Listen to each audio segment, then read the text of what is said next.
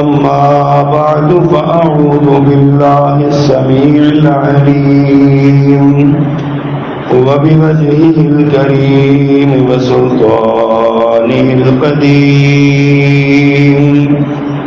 من الشيطان الرجيم من همزه ونفخه ونفسه بسم الله الرحمن الرحيم واذكروا إذ أنتم قليل مستضعفون في الأرض تخافون أن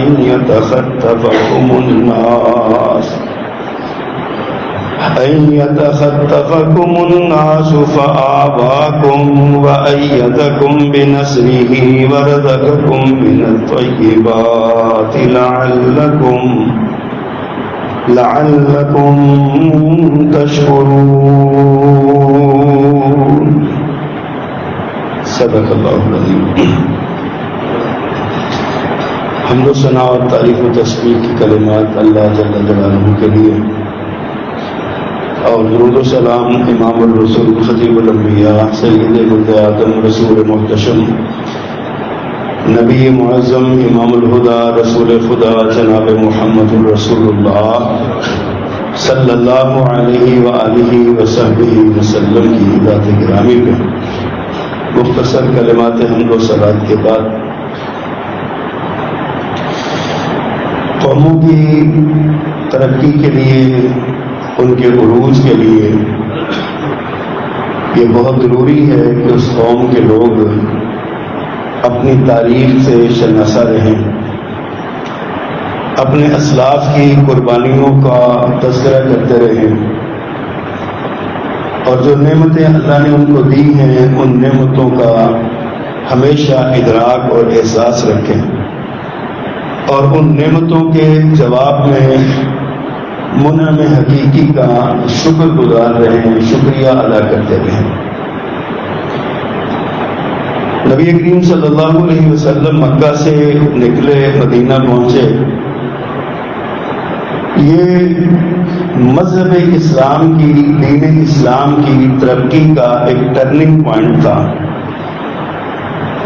اس سے پہلے کی زندگی اللہ تعالیٰ نے قرآن کریم کی اس آیت میں بیان کی ہے، وَاذْكُرُوا إِذْ أَنْتُمْ قَلِيلٌ مُسْتَضْعَفُونَ فِي الْأَرْضِ تَخَافُونَ أَنْ يَتَخَطَّفَكُمُ النَّاسُ. فرمایا یاد کرو جب تم زمین میں تھوڑے تھے، کمزور تھے،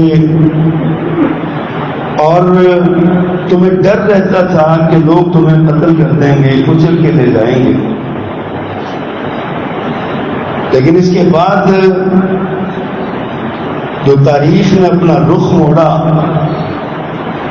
تو اللہ نے فرمایا فآواکم، ہم نے تمہیں ٹھکانہ دیا، وأیدکم بنصری، اور اس نے تمہاری تائید کی اپنی نصرت سے، ورزقکم من الطیبات، اور تمہیں پاکیزہ رزق دیا.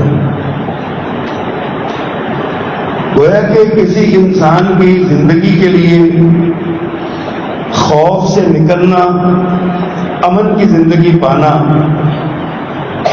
اپنے نظریہ حیات پر عمل کے لیے بے خوف ہو کے کام کرنا، یہ اللہ تعالیٰ کی بہت بڑی نعمت ہے.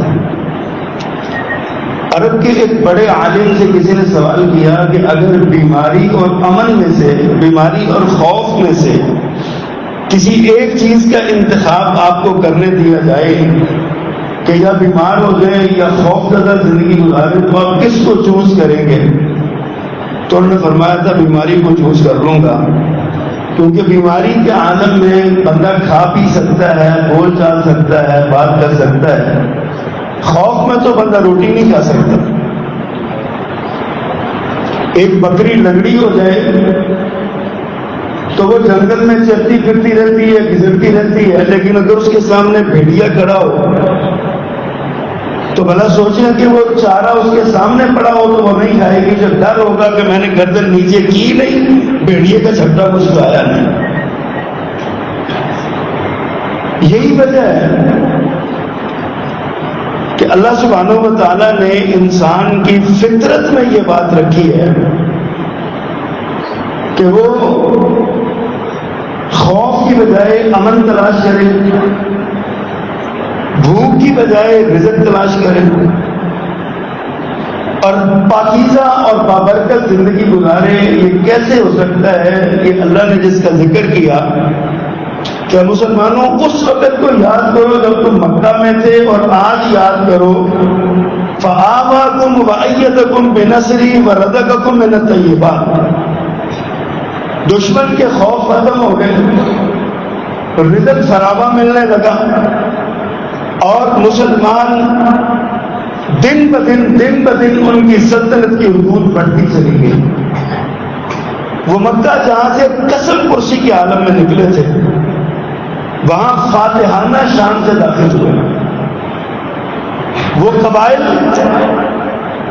جو مسلمانوں کو چھوٹی چھوٹی باتوں میں للکارتے تھے، بھیگی بلی بن کے ذلیل ہو کر مسلمانوں کے قدموں میں آئے۔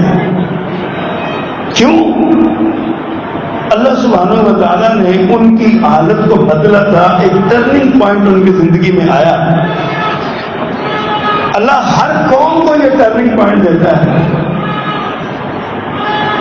فرمایا کہ یہ تمہیں ساری نعمتیں دی ہیں، فرمایا یاد کرو تم قلیل تھے، تم کمزور تھے، تمہیں دشمن کا خوف تھا۔ تین چیزوں کا ذکر اللہ نے کیا۔ بدلے میں کیا ہوا؟ فآواکم وأیدکم بنصری ورزقکم من الطیبات۔ تین ہی نعمتوں کا ذکر کیا، اور ان تین نعمتوں کا خلاصہ یہ بیان کیا، یہ نعمتیں تمہیں اس لیے دی لعلکم تشکرون، تاکہ تم شکر گزار ہو۔ اللہ کا وعدہ ہے شکر گزاروں کے لیے، لئن شکرتم لأزیدنکم، اگر تم شکر کرو گے تو میں زیادہ دوں گا۔ مدینہ کے مسلمانوں نے شکر ادا کیا، اللہ نے سلطنت میں وسعت دی، رزق میں فراوانی دی، عزت و آبرو میں اضافہ کیا، اور روب اور دبدبہ مسلمانوں کا پوری دنیا میں ڈالا۔ یہ تشکرون کی برکت ہے، اور قانون اللہ نے بنا دیا۔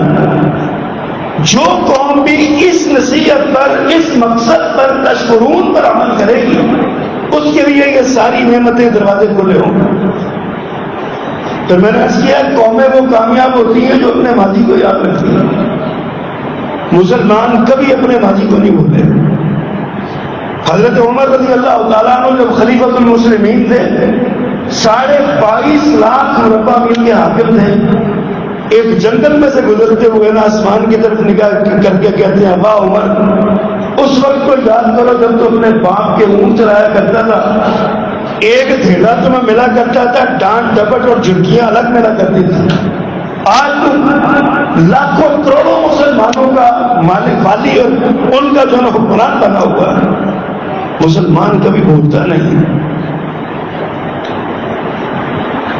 اپنی تاریخ کو یاد رکھنا، اپنے ٹرننگ پوائنٹس کو یاد رکھنا، اپنے ماضی اور حال کو یاد رکھنا، یہ قوموں کی زندگی میں ترقی کے لیے، کامیابی کے لیے، آگے بڑھنے کے لیے بہت ضروری ہے۔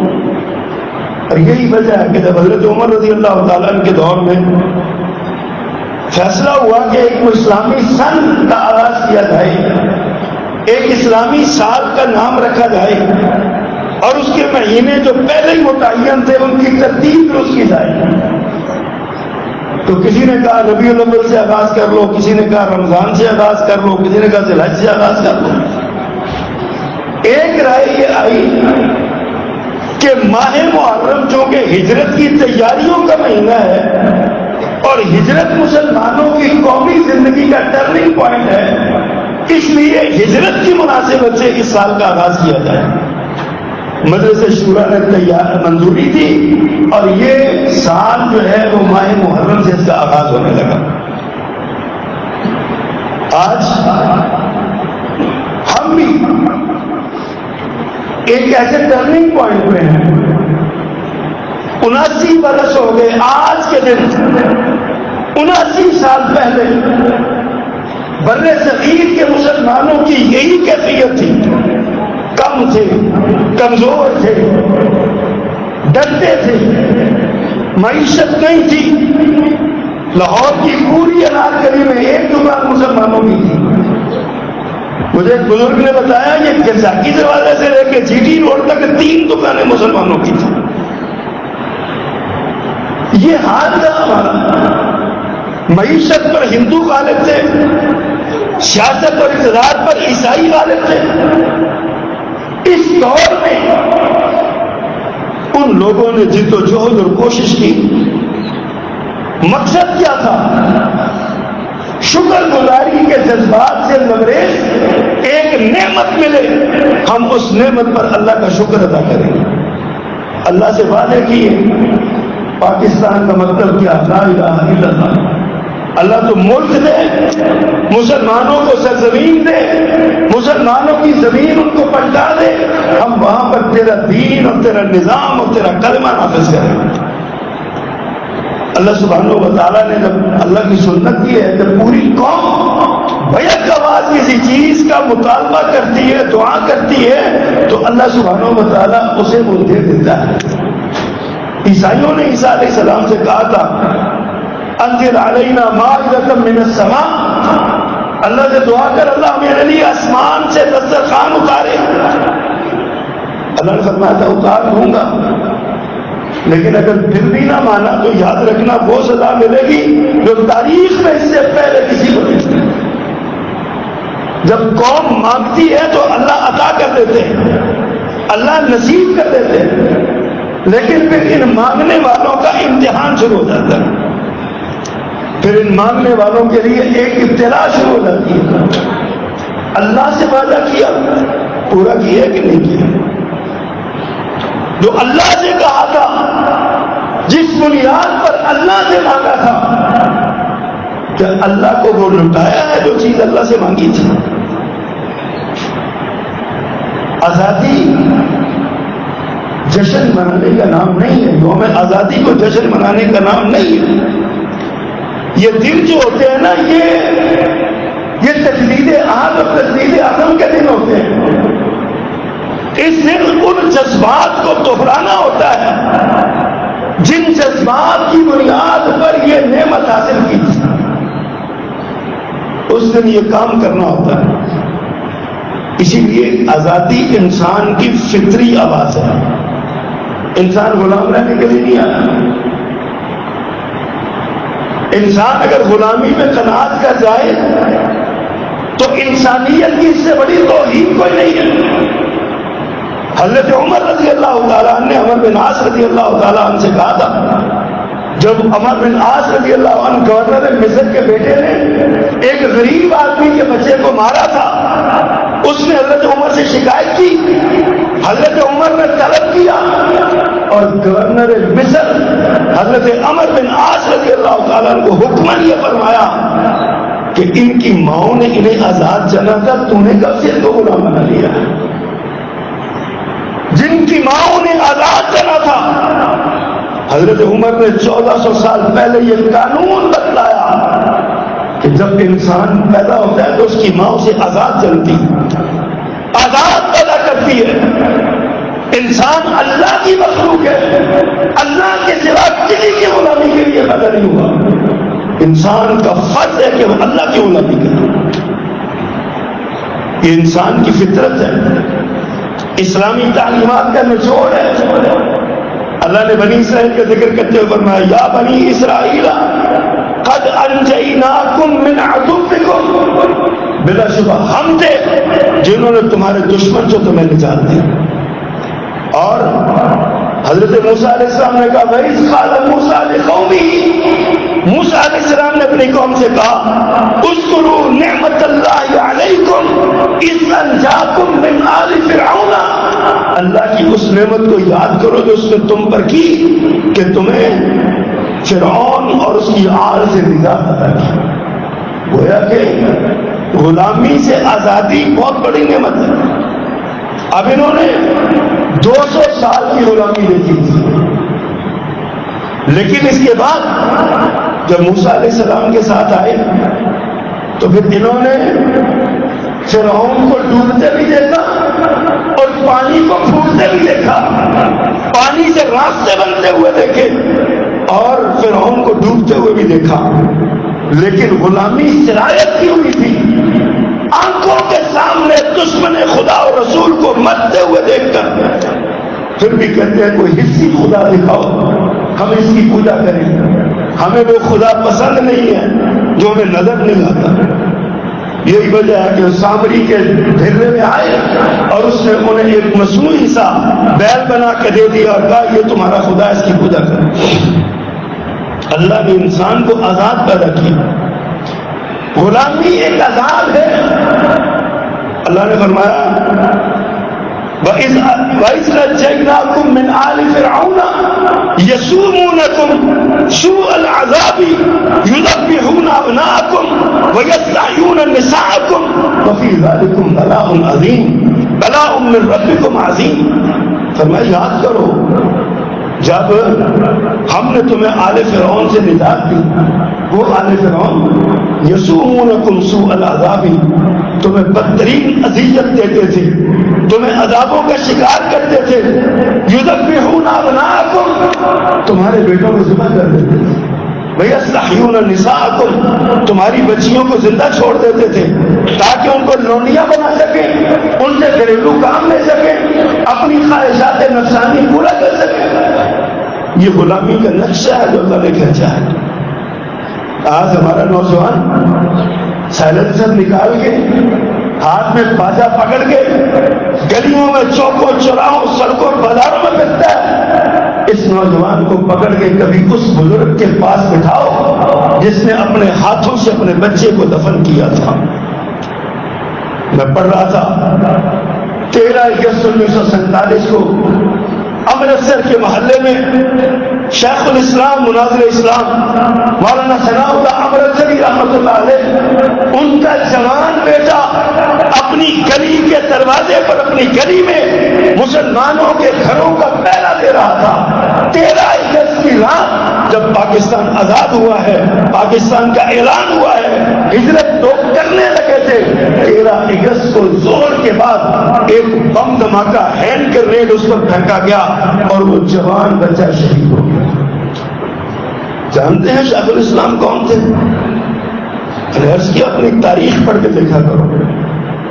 یہ وہ بندہ تھا جس کو بر صغیر کے تمام مسلمانوں نے، دیوبندی مکتب فکر نے، بریلوی مکتب فکر نے، تمام مکاتب فکر نے متفقہ طور پر یہ قرار دیا تھا کہ پورے بر صغیر میں اگر فاتح قادیان کوئی ہے تو وہ مولانا ثناء اللہ امرتسری رحمہ اللہ، جن کے بارے میں کہا گیا تھا دنیا کے کسی کونے میں آج رات کو فتنہ پیدا ہو، صبح فجر سے پہلے اس فتنے کا جواب سب سے پہلے مولانا ثناء اللہ امرتسری دے۔ اتنا بڑا عالم، اتنا بڑا عالم، اس کے بچے کو شہید کر دیا گیا اور جنازے میں صرف 10 افراد شریک ہونے کی اجازت ہوئی۔ عصر کے بعد جنازہ پڑھا گیا، 10 افراد شریک ہوئے۔ کبھی ان نوجوانوں کو ایسے بزرگ آپ کے گرد بکھرے پڑے ہوں گے، نوجوان بزرگ ایسے ان کے پاس بٹھاؤ، کوئی ایسی ماں ڈھونڈو جس نے چھاتی سے لگا دودھ پیتا بچہ اپنا سکھوں کے نیزوں کا نشانہ بنتے ہوئے دیکھا ہے۔ اس ماں سے پوچھ کے دیکھو یہ وطن کیوں حاصل کیا تھا، یہ وطن کیوں حاصل کیا تھا۔ کبھی ان لوگوں سے پوچھ کے دیکھو جن کے آباؤں کے ساتھ اپنے گھروں کو، اپنے مالوں کو، اپنے مکانوں کو اور اپنے بزرگوں کی قبروں کو چھوڑ کے یہاں پہ آئے ہیں، ان سے پوچھ کیا مسئلہ تھا تمہیں۔ پھر یاد کیا کرو وَاذْكُرُوا إِذْ أَنْتُمْ قَلِيلٌ مُسْتَضْعَفُونَ فِي الْأَرْضِ تَخَافُونَ أَنْ يَتَخَطَّفَكُمُ النَّاسُ، کبھی یاد کیا کرو۔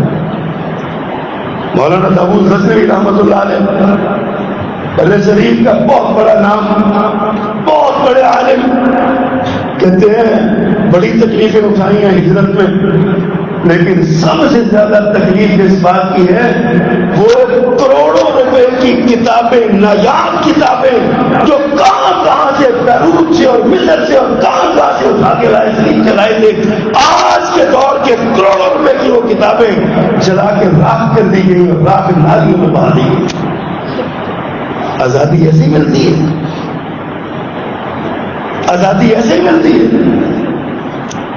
اللہ فرماتے تم نے یہ گمان کر لیا لا الہ الا اللہ کہو گے تو بس جان چھوٹ جائے گی، جنت میں داخل ہو جاؤ گے، جبکہ اللہ نے تمہیں آزمایا ہی نہیں ہے۔ اللہ نے آزمایا ہے، قربانیاں دی ہیں۔ بعض روایات کے مطابق 10 لاکھ افراد شہید ہوا اس ہجرت میں، اور یہ تاریخ انسانی کی سب سے بڑی ہجرت ہے۔ لوگوں کی جانیں گئی، مال گئے، اموال گئے، املاک گئے، ہم نے یہاں اس کو جشن کا نام دیا۔ ہم سمجھتے ہیں کہ ہم آزاد ہو گئے۔ آزادی کے مفہوم کو سمجھیے، آزادی پہ غور کیجیے۔ انبیاء کرام اللہ سے دعا مانگتے رہے آزادی کے لیے۔ حضرت نوح علیہ السلام کا ذکر قرآن نے کیا، جب تنگ آ گئے اپنی قوم سے تو کہتے ہیں وَقُلْ رَبِّ أَنزِلْنِي مُنزَلًا مُبَارَكًا وَأَنْتَ خَيْرُ الْمُنزِلِينَ۔ اللہ کسی مبارک جگہ پہ اتار دے مجھے، یہاں سے مبارک جگہ پہ لے جائے۔ جب کشتی میں بیٹھ گئے، سارے بیٹھ گئے، اللہ فرماتے ہیں فَإِذَا اسْتَوَيْتَ أَنْتَ وَمَعَكَ عَلَى الْفُلْكِ، جب تم اور تیرے ساتھی کشتی میں ٹھیک سوار ہو گئے، فَقُلْ تو کہو الحمدللہ الذی نجانا من القوم الظالمین، اللہ تیرا شکر ہے، شکر تعریف اس اللہ کی جس نے ہمیں ظالم قوم سے نجات عطا کی۔ انبیاء کی دعائیں دیکھیں، نبی کریم صلی اللہ علیہ وسلم خود دعا کرتے ہیں وَقُلْ رَبِّ أَدْخِلْنِي مُدْخَلَ صِدْقٍ وَأَخْرِجْنِي مُخْرَجَ صِدْقٍ وَاجْعَلْ لِي مِن لَّدُنكَ سُلْطَانًا نَصِيرًا۔ پہلے پیغمبر نے دعا مانگی، اللہ مجھے داخل کر، سچی جگہ داخل کرنا، نکال، سچی جگہ سے نکال، میرا سچا نکال۔ سبحان اللہ۔ لوط علیہ السلام کہتے ہیں رب نجنی وأہلی مما یعملون، اللہ ان کے کرتوتوں سے مجھے اور میرے گھر والوں کو نجات عطا فرما۔ انبیاء دعائیں مانگتے رہے۔ حضرت موسیٰ علیہ السلام پر جب قتل کا الزام لگا اور وہ ان کا فیصلہ ہوا پکڑنے کا، ان کو اطلاع ملی، قرآن نے نقشہ کھینچا، فرمایا موسیٰ علیہ السلام نے کہا فخرج منها خائفا يترقب قال رب نجنی من القوم الظالمین۔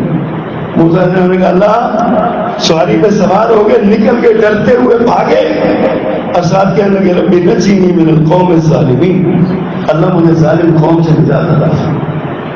اسلام کی تعلیم ہے۔ اسلام غلامی پسند نہیں کرتا، اسلام کی تعلیم کا نچوڑ آزادی ہے، انسان کی فطرت کی آواز آزادی ہے، انسان آزاد رہنے کے لیے آیا ہے۔ لیکن اسلام کی تعلیم کیا ہے؟ آزاد وہ ہے جو اپنے خالق کا غلام ہے، بس یہ فرق ہے۔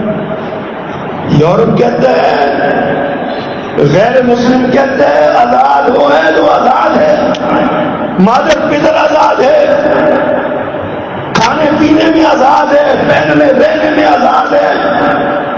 اسلام کہتے ہیں نہیں، اللہ کی غلامی انسان کی آزادی کی دلیل ہے۔ تو اللہ کا ہو جاتا ہے، اللہ اس کا ہوتا ہے۔ کیوں؟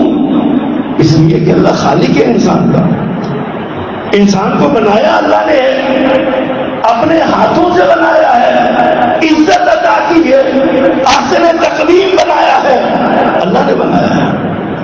پھر اللہ اپنی شاہکار تخلیق کو غلام کیسے دیکھ سکتا ہے؟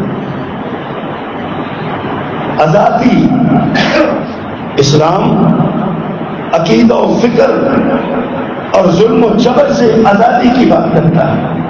عقیدے میں آزادی دیکھیے کیا ہے۔ سب سے پہلے تو دیکھیے انسان غلامی سے اسلام کیسے نکالتا ہے۔ نبی کریم صلی اللہ علیہ وسلم نے کئی چیزوں کا کفارہ، کئی گناہوں کا کفارہ غلام آزاد کرنا ہوتا ہے۔ زکوٰۃ کے 8 مصارف ہیں، ان میں سے ایک کسی غلام کو آزاد کرنا ہے۔ اسلام آزادی کی اتنی حوصلہ افزائی کرتا ہے۔ اللہ کے نبی صلی اللہ علیہ وسلم تعلیم دی ہے جسمانی آزادی۔ قرآن نے کہا وما ادراک ما العقبہ، وہ گھاٹی چڑھنا کیا ہے؟ پتہ ہے تمہیں گھاٹی چڑھنا کیا ہے؟ مشکل کام کیا ہے؟ فکو رقبہ، غلام آزاد، گردن آزاد ہے۔ یہ آزادی، جسمانی آزادی اللہ کا قانون ہے۔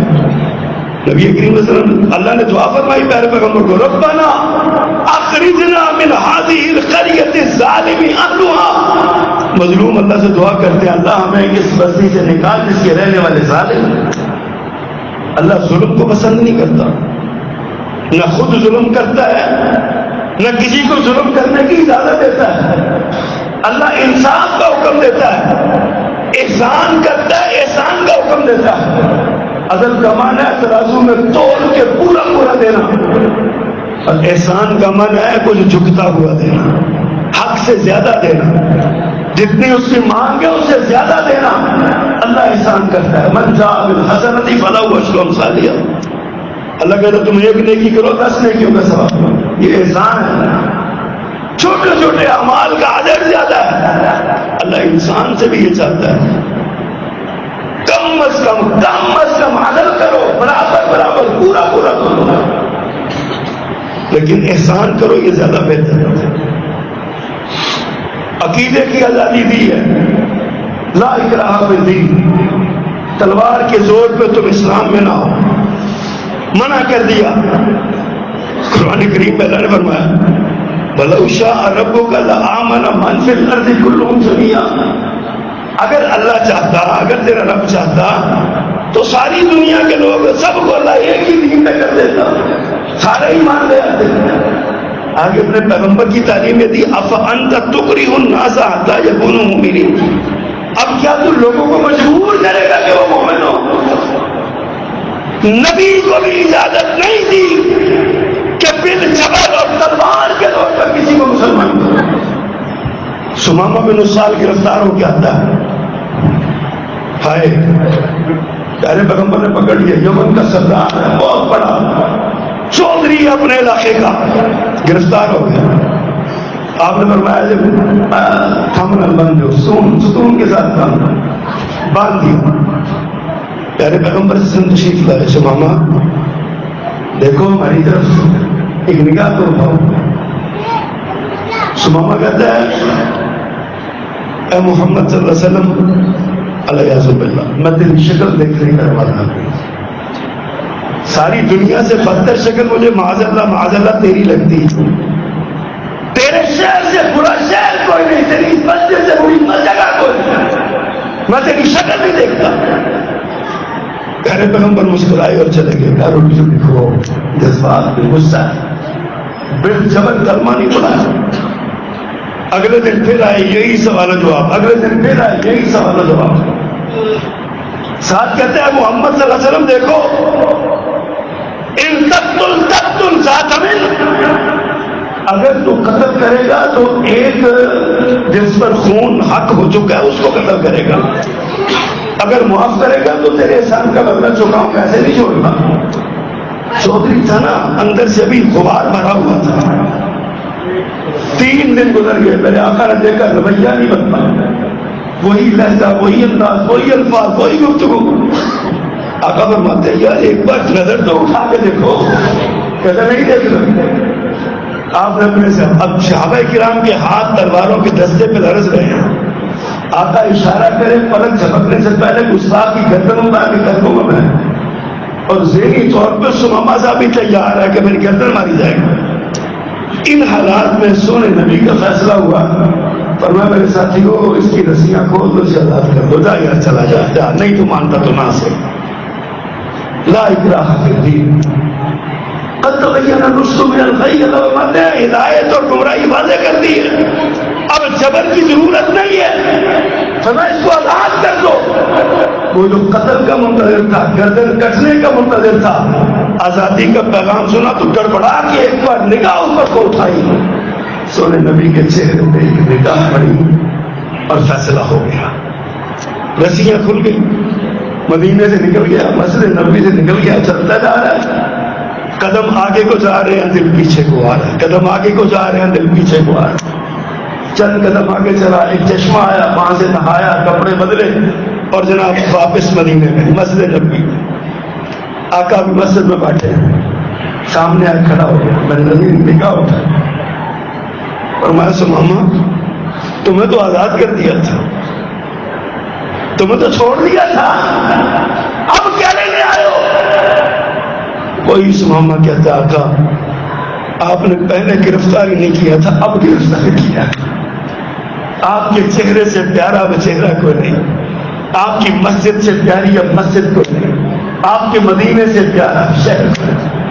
اگر کلمہ پڑھائیے آپ کے دامن سے وابستہ ہوتا ہوں، جبر نہیں کیا، لا اکراہ فی الدین، جبر نہیں کیا، یہ فکر کی عقیدے کی آزادی تھی، اور یہ صرف اسلام دیتا ہے، اسلام دیتا ہے یہ آزادی۔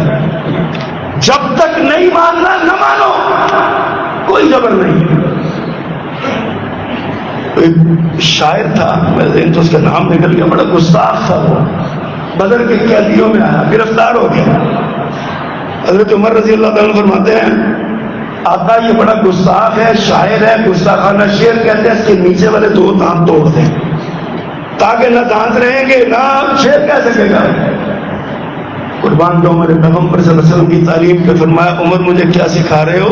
میں اس کے دانت توڑوں گا، اللہ میرے دانت پکڑ لے گا۔ اب یہ شاعر بھی تھا اور سیانہ بھی تھا، کہتا ہے اے محمد صلی اللہ علیہ وسلم اتنی مہربانی کی ہے، ایک اور کر دو۔ کہا کیا؟ کہا فدیے کے بغیر چھوڑ دو، فدیے کے بغیر چھوڑ دو۔ گستاخی کرنے والا ہے، آدھی مجرم ہے، تو میں کیوں چھوڑ دوں؟ کہا میری 5 بیٹی ہیں، کفیل کو نہیں، بچہ کو نہیں، میں اکیلا ہی ان کو پالنے والا ہوں۔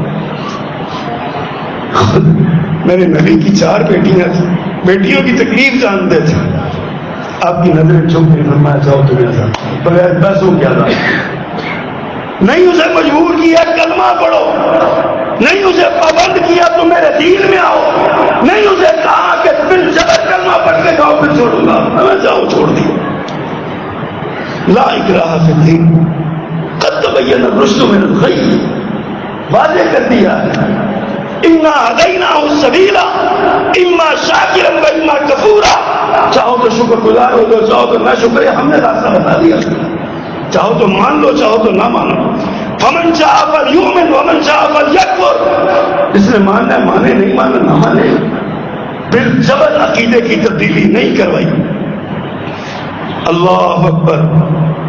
لیکن یہ آزادی دی ضرور ہے، لیکن اس کو باغیچہ اطفال نہیں بنایا کہ رات کو مسلمان ہو جائے صبح عیسائی ہو جائے، رات کو مسلمان ہو جائے صبح یہودی ہو جائے۔ فرمایا آنے سے پہلے سوچ لو، جانے کا راستہ کون ہے؟ جانے کا راستہ کوئی نہیں ہے، آنے سے پہلے تمہیں اجازت ہے، آنا ہے آ جاؤ، نہیں آنا نہ ہو، لیکن آ کے پھر تماشا نہیں کرنے دینا۔ یہ دین ہے، اللہ کا نازل کرنا ہے، اللہ کا قانون ہے، یہ آزادی ہے، فکری آزادی۔ فرمایا قل انظروا ماذا فی السماوات والارض، یہ فکر کی آزادی ہے، بھائی دیکھ لو، غور کر لو، سوچ لو۔ قل انظروا، دیکھو، ماذا فی السماوات والارض، زمین و آسمان میں کیا، غور کرو، پھر دیکھو اس کو بنانے والے کے علاوہ بھی تو رب ہو سکتا ہے، سوچو۔ اللہ اکبر۔ کئی فرمایا بھایا قل انما اعظکم بواحدۃ ان تقوموا مثنى وفرادا ثم تتفکروا، فکر کی آزادی دی ہے۔ فرمایا میں تمہیں ایک ہی بار کہتا ہوں، اکیلا اکیلا کھڑے ہو جاؤ، 2 کھڑے ہو جاؤ، ثم تتفکروا، پھر غور و فکر کرو، پھر غور و فکر کرو۔ اس کا نام آزادی ہے، اس کو آزادی کہتے ہیں، علم کی آزادی، آراء کی آزادی، لیکن کفر اور معصیت کی آزادی نہیں۔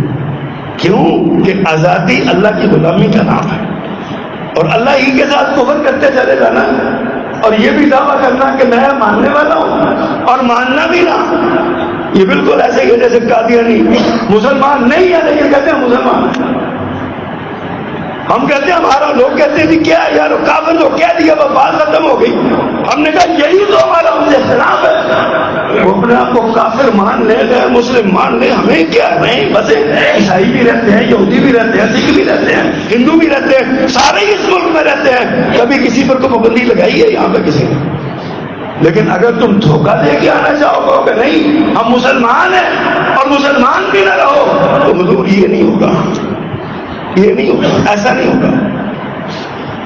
اسلام تو میں اجازت دیتا ہے اپنے عقیدے پر رہو، لیکن اپنا عقیدہ مانو، وعدے کرو کہ میں مسلمان نہیں ہوں تو رہو اپنے عقیدے پہ، ہمیں کیا اعتراض ہے؟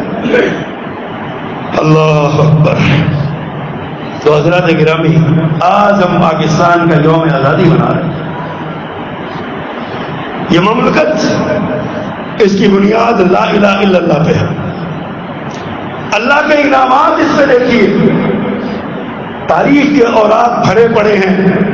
جب پاکستان قائم ہوا نا تو دفتر کے کاغذ جوڑنے کے لیے کامن پنیں نہیں تھی، بیری کے کانٹوں سے بیری کے کانٹوں سے، ببول کے کانٹوں سے دفتر کی پنیں اور کاغذ جوڑے جاتے تھے۔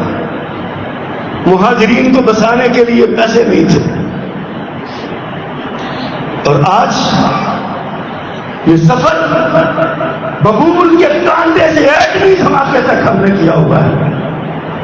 کبھی وقت تھا 48 میں جنگ مسلط ہوئی، 65 میں جنگ مسلط ہوئی، 71 میں جنگ مسلط ہوئی، ہر وقت اس کا خوف انڈیا کا، بھارت کا اور دیگر ان کا اور خوف رہتا تھا۔ پھر اللہ نے مار کا حق نصیب فرمایا، آپریشن بنیاد محسوس نصیب ہوا، اور آج ساری دنیا میں پاکستان کی عزت اور شہرت اور پاکستان کا نام گونج رہا ہے۔ وَاذْكُرُوا إِذْ أَنْتُمْ قَلِيلٌ مُسْتَضْعَفُونَ فِي الْأَرْضِ تَخَافُونَ أَنْ يَتَخَطَّفَكُمُ النَّاسُ فَآوَاكُمْ وَأَيَّدَكُمْ بِنَصْرِهِ وَرَزَقَكُم مِّنَ الطَّيِّبَاتِ۔ کیا ہے جو آپ کے ملک میں نہیں؟ بلکہ ہمارے استاد تو کہا کرتے ہیں سورۃ الرحمن پڑھتے جاؤ، پاکستان کی تصویر بناتے چلے جاؤ۔ جتنی نعمتیں سورۃ الرحمن میں اللہ نے بیان کی ہیں ساری پاکستان میں موجود ہیں۔ یہ نعمت ہے اللہ کی، انعام ہے اللہ کا، فضل ہے اللہ کا، ہمیں اس کی قدر کرنی چاہیے۔ اس کا دستور اسلامی ہے، اگر سے عمل نہیں ہوتا لیکن امید کی شمع کبھی بجھنی نہیں چاہیے۔ دستور میں یہ بات لکھی ہے کہ حاکم مطلق اللہ کی ذات ہے، حاکمیت صرف اللہ کو روا ہے، اللہ کو سزاوار ہے، اس کے علاوہ کسی کے نہیں۔ باقی یہ سارے یہ خلیفہ ہیں اللہ کے، اب یہ اپنی اپنی خلافت کیسے گزارتے ہیں، اپنا اپنا بوجھ اٹھا کے جائیں گے، ہمیں اس سے کیا لینا ہے؟ اسلام کی تعلیم ہے حاکم وقت کے خلاف بغاوت نہ کرو، فرمایا اگر تم پہ ظلم کرے تب بھی خروج اور بغاوت نہیں کرنی، اسلام کی تعلیم ہے۔ کیوں؟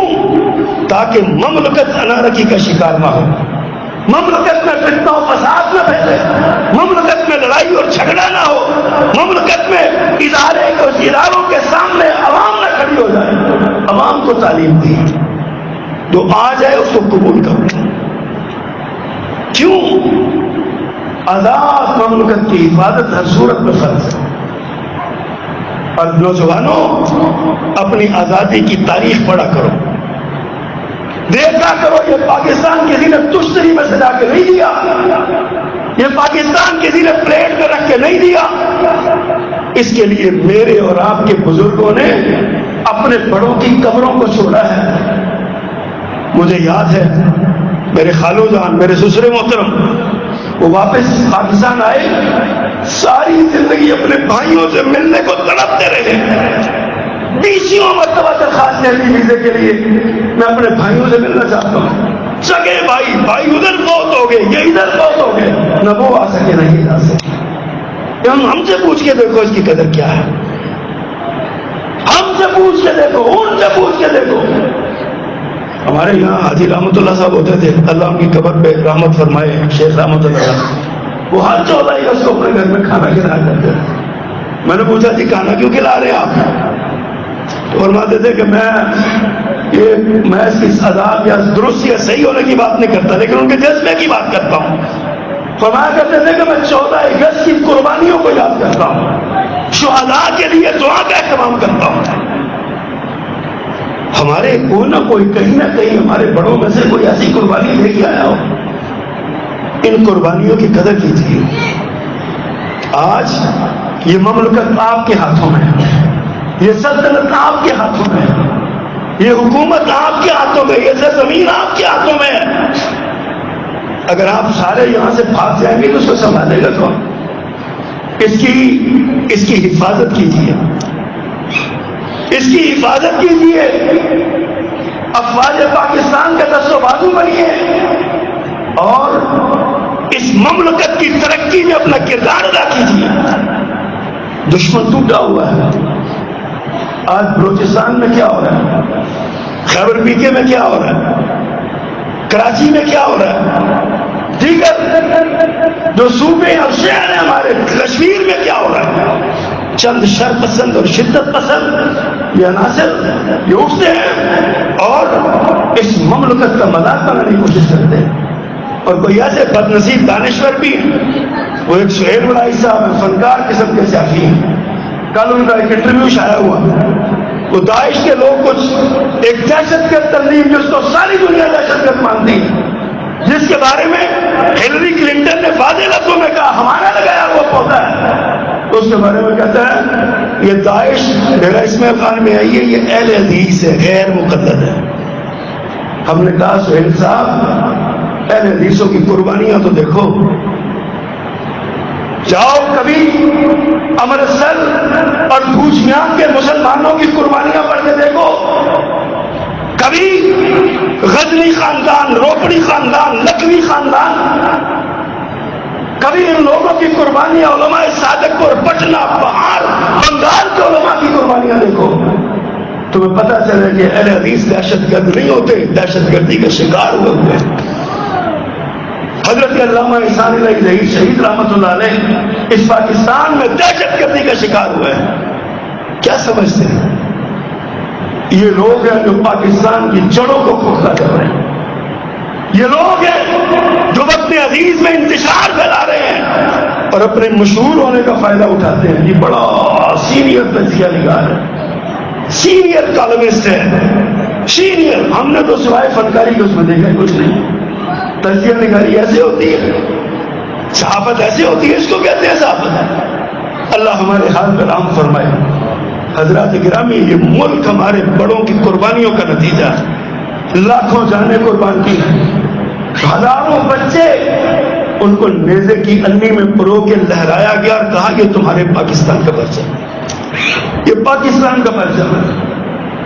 میں نے علماء امرتسر کی تاریخ میں یہ پڑھا، آزادی کی داستان میں ایک ماں سے اس کا دودھ پیتا بچہ اس کی چھاتی سے لگا دودھ پیتا، سکھوں نے آ کے اس کو چھینا، نیزہ مارا، فضا میں اچھالا اور کہا یہ تمہارا پاکستان ہے، اور نیزہ بچے کے اندر سے گزر کے پرے گزر گیا. ماں پاگل ہوگی، لوگ سمجھے پاگل ہو گئی ہے. یہ جب بھی راستہ پاکستان آ گیا، ہجرت کا سفر پاکستان آ گیا، پاکستان آ گیا، جو ہی کسی نے کہا ہاں ماں ہم نے پاکستان کی دھرتی پہ پاؤں رکھا ہے، سجدے میں گر گئے. جس کو لوگ پاگل سمجھتے تھے وہ پاکستان کا انتظار کر رہی تھی، سجدے میں گر گئی اور روتے ہوئے کہنے لگی اللہ اس مملکت کے لیے میرے بچے کی قربانی قبول فرما. حضرات یہ ایسے نہیں حاصل ہوا، جانیں دی ہیں، مال دیے، اولادیں دی ہیں، اموال دیے، املاک دیے، مکانات دیے، قربانیاں دی. پھر یہ پاکستان ملا ہے. نوجوانوں، کبھی جشن تو تم مناتے ہو، کبھی اس کے لیے دعا بھی کیا کرو، اس کی سلامتی کے لیے دعا کیا کرو، اس کی عافیت کے لیے دعا کیا کرو، اس کی حفاظت کے لیے دعا کیا